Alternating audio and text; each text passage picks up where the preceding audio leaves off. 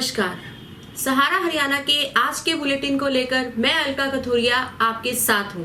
तो आइए नजर डालते हैं हेडलाइंस पर। हरियाणा के स्वास्थ्य मंत्री डॉक्टर अनिल विज ने पीजीआईएमएस रोहतक में किया कई प्रोजेक्ट्स का शिलान्यास।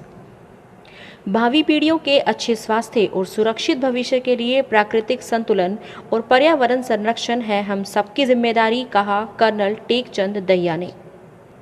छात्र नेता विक्रम सिंह डुमोलिया का बयान, सरकार ने बदला अपना नारा, सबका साथ सबका विकास की जगह अपने विकास पर दिया बल। पर्यावरण को संतुलित करने और पौधारोपण को बढ़ाने के लिए रोहतक में हुई बैठक, कई गणमान्य लोगों ने लिया हिस्सा। कलानौर में लगाई गई 2 प्याऊ, सतीभाई साईदास सेवा दल द्वारा की गई ये सेवा। जींद के नागरिक अस्पताल का एम्बुलेंस बेड़ा पहले से भी हुआ मजबूत। नेशनल हेल्थ मिशन के तहत नागरिक अस्पताल को आधुनिक सुविधाओं से लैस 9 नई एम्बुलेंस मिली। आम जनमानस ने किया सरकार का आभार व्यक्त। हरियाणा के स्वास्थ्य मंत्री डॉक्टर अनिल विज ने पीजीआईएमएस रोहतक में आज वीडियो कॉन्फ्रेंसिंग के जरिए कई प्रोजेक्ट्स का शिलान्यास किया। इस मौके पर पीजीआईएमएस के कुलपति डॉक्टर ओपी कालरा ने स्वास्थ्य मंत्री डॉक्टर अनिल विज का स्वागत करते हुए प्रोजेक्ट्स के बारे में विस्तार से बताया। इस मौके पर गेस्ट ऑफ ऑनर के रूप में रोहतक सांसद डॉक्टर अरविंद शर्मा ने भी अपने विचार रखे। उसको डेडिकेटेड करते हुए न्यूरो सर्जरी का आईसीयू 10 बेड का आज पीजीआई रोहतक में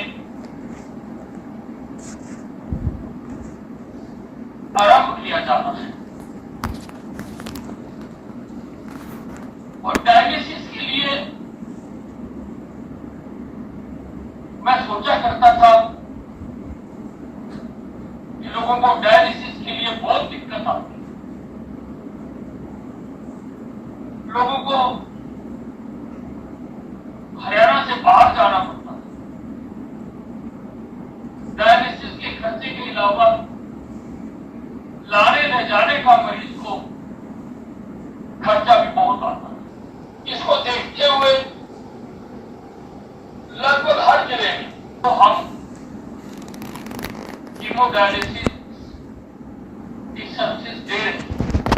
ये रोहतक में भी टीटी नोड में इसकी यूनिट आरंभ की जा रही है। 5 मशीनें लगा दी गई हैं और 2 मशीनें वो एड्स के लिए और गंभीर बीमारियों के लिए अलग मशीन रखनी होती है और जल्दी ही वो 2 मशीनें भी यहां पर लग जाएंगी। एक्सेलरेटर की बिल्डिंग बनाई जा रही है जो कैंसर विभाग के पास है। इन दोनों के आने से हमारा कैंसर विभाग के अंदर बहुत तरक्की हो जाएगी। इसके पश्चात ये हमारे कॉलेज की बिल्डिंग के पीछे कन्वेंशन हॉल का भी आज शिलान्यास किया जाएगा और ये रेजिडेंशियल एरिया है। रेजिडेंशियल एरिया के अंदर यहाँ पर एक कम्युनिटी सेंटर बनाया जाएगा जो यहाँ के staff, teaching non teaching staff के लिए बहुत बड़ा वरदान सिद्ध होगा, क्योंकि छोटे छोटे फंक्शंस के लिए भी हमारे स्टाफ को बाहर जाना पड़ता है और लाखों रुपया खर्च करना पड़ता है। इसके अलावा 2 ऑक्सीजन जनरेटर प्लांट्स लगाए जा रहे हैं, जो एक ये लाला श्यामलाल सुपर स्पेशलिटी ब्लॉक में जहाँ पर हमारा ऑक्सीजन प्लांट है उसके पास में ही ये ऑक्सीजन जनरेटर प्लांट लगाया जा रहा है और एक दूसरा ऑक्सीजन जनरेटर प्लांट ये जो modular operation theatre ICU block है उसके पीछे लगाया जा रहा है। हरियाणा पूर्व सैनिक संघ भवन सेक्टर 4 रोहतक पर संघ के प्रधान टेकचंद दहिया के नेतृत्व में प्राकृतिक संतुलन और पर्यावरण संरक्षण के लिए पौधारोपण किया गया।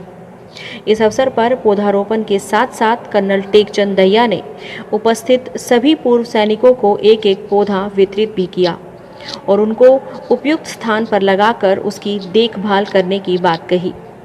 उन्होंने कहा कि पौधे का संरक्षण हम सबकी जिम्मेदारी है, क्योंकि पेड़ पौधे से ही हमें ऑक्सीजन मिलती है और हमारा पर्यावरण भी सुरक्षित और शुद्ध रहता है। आप सब जानते ही हैं कि कोरोना महामारी में ऑक्सीजन की कमी के चलते नागरिकों की अकाल मृत्यु भी हुई। ऐसे में ऑक्सीजन के भरपूर भंडार के लिए हमें अधिक से अधिक पौधे लगाने चाहिए। मैं कैप्टन जगबीर मलिक, प्रवक्ता हरियाणा पूर्व सैनिक संघ। प्राकृतिक संतुलन को बनाए रखने और पर्यावरण को बढ़ावा देने के लिए आज हरियाणा पूर्व सैनिक संघ भवन पर कर्नल टेक चंद दहिया, प्रधान हरियाणा पूर्व सैनिक संघ के नेतृत्व में पौधारोपण किया गया। इस अवसर पर पौधारोपण करने के साथ साथ कर्नल टेक चंद दहिया ने सभी उपस्थित पूर्व सैनिकों को एक एक पौधा वितरित कर उसे उचित स्थान पर लगाकर उसकी सही देखरेख करने का आह्वान किया। डॉक्टर अंबेडकर मिशनरीज विद्यार्थी एसोसिएशन ने अनुसूचित जाति वर्ग के सम्मान और आरक्षण नीति के रोस्टर बिंदुओं को ध्यान में रखकर उचित प्रतिनिधित्व प्रदान करने के लिए अनुसूचित जाति वर्ग के चेयरमैन भारत सरकार एवं कुलाधिपति हरियाणा प्रदेश विश्वविद्यालय को लिखित में मांग पत्र भेजा है। छात्र नेता विक्रम सिंह ने बताया कि छात्र संगठन ने प्रदेश में तानाशाह तंत्र के द्वारा प्रदेश में 22 प्रदेश स्तरीय विश्वविद्यालय स्थापित होने पर भी अनुसूचित जाति वर्ग से एक भी कुलपति नियुक्त नहीं करना सीधे तौर पर इस वर्ग का अपमान करना है।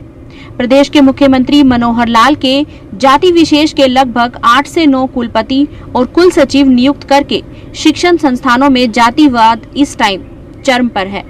हरियाणा प्रदेश के जो शिक्षण संस्थान है उसमें 22 स्टेट यूनिवर्सिटी है, परंतु इतनी यूनिवर्सिटी होने के बाद भी अनुसूचित जाति वर्ग का इन 22 यूनिवर्सिटियों में कोई भी कुलपति नहीं है। और जो प्रतिनिधित्व की बात करें तो जीरो है।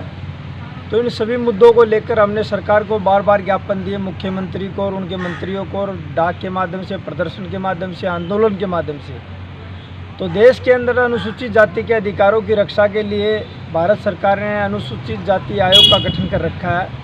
तो आज हमने लिखित में अनुसूचित जाति आयोग को अपना पत्र लिखा है कि भाई हमारे 4 जो जनसंख्या जो 22% है उसकी आबादी के अनुसार आरक्षण नीति रोस्टर बिंदु के तहत 4 कुलपति के पद बनते हैं, 4 कुल सचिव के पद बनते हैं और 4 ही परीक्षा नियंत्रक के पद बनते हैं। तो वह सरकार को दिशा निर्देश दे, सरकार को हिदायत जारी करे कि वह अनुसूचित जाति वर्ग को उसका प्रतिनिधित्व मिल सके। छात्र संगठन ने इसके साथ साथ आगाज भी किया। अगर एक सप्ताह के अंदर अगर ये गूंगी बहरी सरकार नहीं जागती है तो रोहतक के अंदर इसके खिलाफ एक बड़ा आंदोलन और बड़ा प्रदर्शन किया जाएगा। पर्यावरण का संतुलन बनाए रखने के लिए और रोहतक को हरा भरा बनाने का बढ़ावा देने के लिए रोहतक की सभी समाजसेवी संस्थाओं की बैठक 22 जुलाई यानी आज के दिन जिला विकास भवन में DRDA के हॉल में आयोजित की गई, जिसमें नगर निगम मेयर मनमोहन गोयल और संत समाज सहित कई सामाजिक संस्थाओं ने हिस्सा लिया और सभी ने पर्यावरण को स्वच्छ बनाने व पौधारोपण करने के बारे में अपने विचार रखे। सती भाई साईदास सेवा दल कलानौर द्वारा आज कलानौर स्थित नए बस स्टैंड और पुराने थाने में शीतल प्याऊ लगाई गई, जिसका शुभारंभ सती भाई साईदास आश्रम कलानौर महंत राम सुखदास द्वारा किया गया।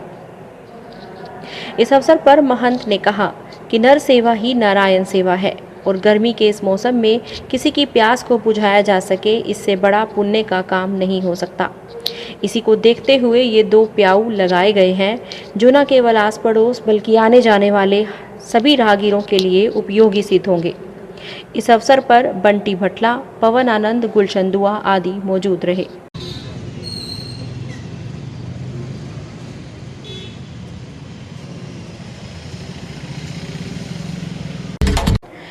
जिला जींद मुख्यालय स्थित नागरिक अस्पताल का एम्बुलेंस बेड़ा पहले से भी ज़्यादा मजबूत हो चुका है। नेशनल हेल्थ मिशन के तहत नागरिक अस्पताल को आधुनिक सुविधाओं से लैस 9 नई एम्बुलेंस मिली है। प्रदेश मुख्यालय से पहुंची इन एम्बुलेंस का एम्बुलेंस नोडल अधिकारी एवं उप सिविल सर्जन डॉक्टर राजेश भोला ने निरीक्षण किया, जहां पर एम्बुलेंस में मौजूद सुविधाओं की जानकारी ली गई। इन एम्बुलेंस में GPS के साथ साथ कैमरे की भी सुविधा है। अब GPS के अलावा कैमरे के माध्यम से पता चल सकेगा कि एम्बुलेंस को चालक कहां लेकर जा रहा है और फिलहाल क्या लोकेशन है। अब नागरिक अस्पताल के पास कुल 29 एम्बुलेंस हो गई है, जो सभी ऑन रोड है। उप सिविल सर्जन डॉक्टर राजेश भोला ने बताया कि नई एम्बुलेंस मिलने पर आम जनमानस ने सरकार का आभार जताया है। हरियाणा सरकार स्वास्थ्य विभाग की तरफ से जो जिला जींद है उसके बेड़े में अभी तक जो है वो 20 एम्बुलेंस जो है वो शामिल थी और सरकार की तरफ से प्रोवाइड करवाई जा रही थी और लोगों को हम लोग कोविड-19 के अंदर भी और जो दूसरी हिदायतें और गाइडलाइन है उसके दौरान भी हम लोग जो है वो निःशुल्क सेवाएं प्रदान कर रहे हैं, जैसे कि रोड साइड एक्सीडेंट्स हैं या फिर जो जच्चा बच्चा के केसेस होते हैं या फिर जो छोटे नियोनेटल केसेस होते हैं जो 5 वर्ष से छोटे हैं, उन सभी के लिए निःशुल्क है। और कुछ एक जगह ऐसी होती हैं जो पेड केस होते हैं, उनमें सरकार की हिदायतों अनुसार 7 रुपये किलोमीटर के हिसाब से जो है वो चार्जेस ली जाती हैं। तो बड़ी खुशी की बात है कि सरकार की तरफ से हमें 9 एम्बुलेंसेस और नई प्राप्त हुई हैं, जो कि जींद ज़िले की जो एम्बुलेंस बेड़ा है उसके अंदर शामिल हुई हैं। पहले 20 थी, 9 इनको शामिल करने के पश्चात 29 हो गई हैं टोटल। तो मैं समझता हूँ कि आने वाले समय में यदि कोरोना की कोई तीसरी लहर का यदि जींद की जनता को सामना करना पड़ता है तो एक तो उस दौरान जो है यही एम्बुलेंसेस बड़े जो है फ़ायदेमंद सिद्ध होंगी, लोगों के लिए बड़ा काम आएंगी, चाहे वो रेफरल केसेस थे, चाहे वो होम आइसोलेशन वाले केसेस को संभालने की बात है। उसके साथ साथ यदि अगर हम बात करें कि एमरजेंसी केसेस, जैसे मैंने बताया कि कहीं भी किसी व्यक्ति को एक्सीडेंट्स हो जाता है, रोड साइड एक्सीडेंट है, जो जापे के केसेस, जच्चा बच्चा के केसेस होते हैं, उनके लिए बिल्कुल निःशुल्क सुविधाएं प्रदान की जा रही हैं। और इसके लिए सरकार और स्वास्थ्य विभाग जो है वो धन्यवाद के पात्र हैं कि जितनी ज़्यादा नंबर ऑफ़ एम्बुलेंस होंगी उतनी ज़्यादा हम लोग जो है वो सेवाएं जींद की जनता को और बाकी लोगों को पहुंचा पाएंगे। क्योंकि एक एम्बुलेंस जब एक पेशेंट को लेकर के यहाँ से रोहतक की तरफ या पीजीआई चंडीगढ़ या जहाँ हम लोग हायर सेंटर पे रेफ़र करते हैं तो उसका एक मिनिमम टाइम पीरियड होता है कि वो 3 से 3.5 घंटे में वापस पहुँचेगी। तो इसी तरीके से कुछ एम्बुलेंस को हेडक्वार्टर पर रखा गया है, कुछ को फील्ड में, जैसे उजाना, जुलाना, नरवाना, सफीदों, इस तरह से हम लोगों ने एरिया वाइज डिस्ट्रीब्यूट की हैं। और जो नई एम्बुलेंस हमें प्राप्त हुई हैं वो पूरी तरह से फुल्ली इक्विप्ड हैं, यानी कि उनके अंदर जहां एक तरफ video camera, biometric attendance, GPRS system है, हम लोग ट्रेस कर सकते हैं कि कौन सी एम्बुलेंस इस वक्त कहाँ पे है, कहाँ से चल रही है, कहाँ रवाना हुई है या कहाँ पहुँचे हैं। उनके साथ साथ जो है वो पेशेंट को रास्ते में यदि ऑक्सीजन की आवश्यकता होती है तो बड़ा सिलेंडर है। पेशेंट को हॉस्पिटल में भी यदि हमें बेड तक शिफ्ट करना है तो एक छोटा हैंडी ऑक्सीजन सिलेंडर दिया गया, जिसमें कि हम हॉस्पिटल के अंदर भी पेशेंट को सिलेंडर के साथ कैरी कर सकते हैं, चाहे वो छोटा बच्चा है, चाहे वो जच्चा बच्चा वाले केसेस हैं या कोई एक्सीडेंटल केस हो, ताकि पेशेंट को किसी तरह की कोई परेशानी का सामना ना करना पड़े। आज के लिए बस इतना ही।